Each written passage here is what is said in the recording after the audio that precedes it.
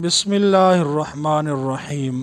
ناظرین، کاتب وحی حضرت امیر معاویہ رضی اللہ تعالی عنہ یہ حضور علیہ الصلوۃ والسلام کے برادر ان لا ہیں۔ ان کی ہمشیرہ حضرت ام حبیبہ رضی اللہ تعالی عنہ یہ حضور علیہ الصلوۃ والسلام کی زوجہ محترمہ ہیں۔ تو اس اعتبار سے حضور علیہ الصلوۃ والسلام کے ساتھ حضرت امیر معاویہ رضی اللہ تعالیٰ عنہ کا گہرا تعلق ہے۔ حضور علیہ الصلوۃ والسلام کی وفات کے بعد امیر معاویہ رضی اللہ تعالیٰ عنہ اماں عائشہ رضی اللہ تعالیٰ عنہ کے پاس آئے۔ اماں جان، حضور علیہ الصلوۃ والسلام کی وفات جس چارپائی پر ہوئی، میرا دل یہ چاہتا ہے کہ وہ چارپائی میں حاصل کر لوں، آپ مجھے وہ چارپائی عطا فرما دیں۔ تو اماں عائشہ رضی اللہ تعالی عنہا نے انکار نہیں کیا، وہ چارپائی عطا فرما دی۔ تو امیر معاویہ رضی اللہ تعالی عنہ نے وہ چارپائی اپنے پاس رکھی، اور اسی چارپائی پر جس پر حضور علیہ الصلوۃ والسلام کی وفات ہوئی تھی، اسی چارپائی کے اوپر حضور علیہ الصلوۃ والسلام کے اس برادر ان لا کی وفات ہوئی۔ حضور علیہ الصلوۃ والسلام کے ناخن مبارک اور موئے مبارک حضرت امیر معاویہ رضی اللہ تعالی عنہ کے پاس تھے، اور نصیحت فرمائی کہ جب میں دنیا سے جاؤں تو حضور علیہ الصلوۃ والسلام کے یہ بال مبارک، یہ موئے مبارک اور یہ ناخن مبارک میرے جسم پر بکھیر دینا، اس سے برکت حاصل ہوگی۔ ایک مرتبہ حضور علیہ الصلوۃ والسلام اپنے گھر تشریف لائے تو حضرت ام حبیبہ رضی اللہ تعالی عنہ کو دیکھا کہ وہ حضرت امیر معاویہ رضی اللہ تعالی عنہ کا سر دیکھ رہی ہیں۔ حضور علیہ الصلوۃ والسلام نے فرمایا، ام حبیبہ، کیا تجھے تیرے اپنے بھائی سے محبت ہے؟ فرمانے لگی، یا رسول اللہ صلی اللہ علیہ وسلم، کون سی ایسی بہن ہے جس کو اپنے بھائی سے محبت نہ ہو؟ حضور علیہ الصلوۃ والسلام نے فرمایا، ام حبیبہ، صرف تو اس سے محبت نہیں کرتی بلکہ اللہ اور اس کا رسول صلی اللہ علیہ وسلم بھی اس سے محبت کرتے۔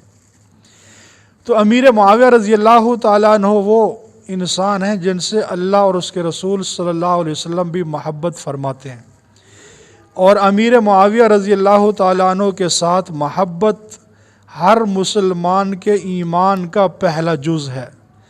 حضور علیہ الصلوۃ والسلام کا فرمان ہے، اصحابی کا نجوم، کہ میرے صحابہ ستاروں کی مانند ہیں، ان میں سے تم جس کی بھی اقتداء کرو گے ہدایت کو پا جاؤ گے۔ اور امیر معاویہ رضی اللہ تعالی عنہ تو کاتب وحی ہیں، حضور علیہ الصلوۃ والسلام نے جن پر اعتبار کیا اور جو وحی آتی تھی امیر معاویہ رضی اللہ تعالیٰ عنہ اس وحی کو لکھ دیتے تھے۔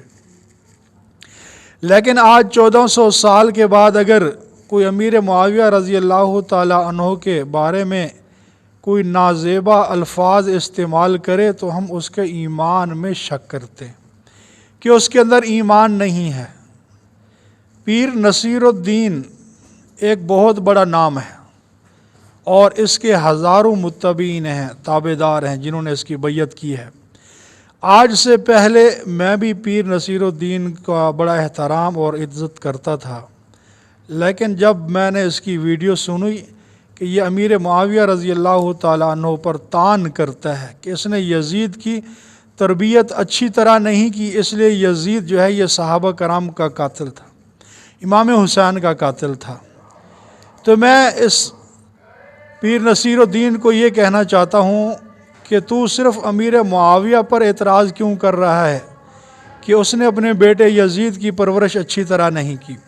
اگر تو نے اعتراض کرنا ہے تو حضرت آدم علیہ الصلوۃ والسلام پر بھی اعتراض کر، کیونکہ آدم علیہ الصلوۃ والسلام کے بیٹے حابیل اور قابیل، ان کی بھی آپس میں لڑائی ہوئی تھی اور حابیل نے قابیل کو قتل کیا، تو یہ کہے کہ آدم علیہ الصلوۃ والسلام نے ان کی تربیت اچھی طرح نہیں کی۔ اگر اعتراض کرتا ہے تو پھر حضرت نوح علیہ الصلوۃ والسلام کے اوپر بھی اعتراض کر کہ ان کے بیٹے بھی جو تھے وہ ان پر ایمان نہیں لائے تھے اور وہ پانی کے اندر غرق ہو گئے تھے۔ اگر اعتراض کرنا ہے تو حضرت لوط علیہ الصلوۃ والسلام کے اوپر بھی کر، جن کی بیوی ان کے اوپر ایمان نہیں لائی تھی۔ اگر تو اعتراض کرتا ہے تو حضور علیہ الصلوۃ والسلام کے اوپر بھی کر کہ حضور علیہ الصلوۃ والسلام کی تعلیمات صحیح نہیں تھی، جن کی وجہ سے ان کے چچے ایمان نہیں لائے۔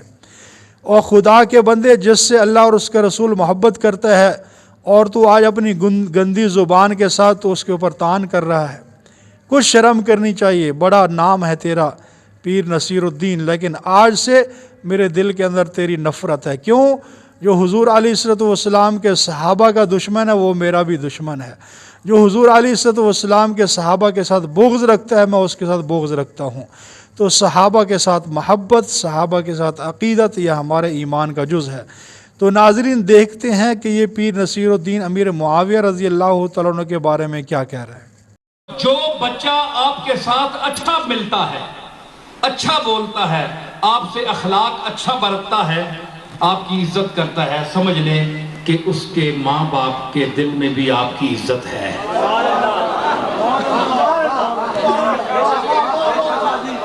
اور جو آپ سے نفرت کرتا ہے، چلاکی کرتا ہے، نفرت کی بات کرتا ہے، چکر چلاتا ہے، سمجھیں کہ اس کے ماں باپ بھی آپ سے ٹھیک نہیں ہیں، کیونکہ ان کو چولہے پر گھر میں وہ درس ملتا ہے۔ بچے سنتے ہیں ماں باپ سے کہ تم نے کس کے ساتھ کیا سلوک کرنا ہے۔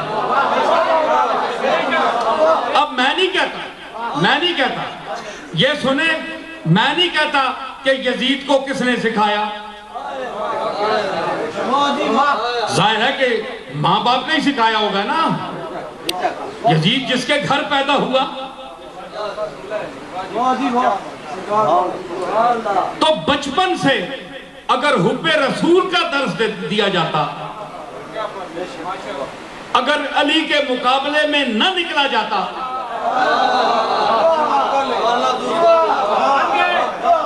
اگر گستاخانہ قدم نہ اٹھایا جاتا، تو کتنی اچھی بات رہتی، اچھے بھلے بیٹے کو گستاخ بنا دی۔